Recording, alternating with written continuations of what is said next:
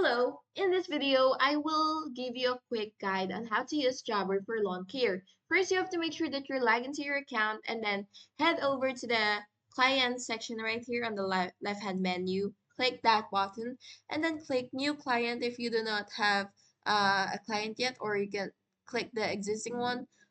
And if you do not have a client yet, click new client and then enter your customer's name, phone number, and address, and then hit save.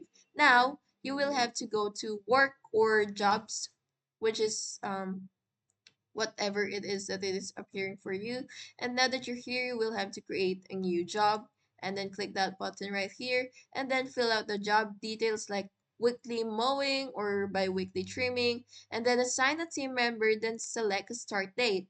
And now you will have to set it to repeat weekly or bi-weekly under the repeat option if you do have that option. And now click schedule job and then go to the schedule tab to view and adjust your routes. And after completing a job, open it and click mark as complete.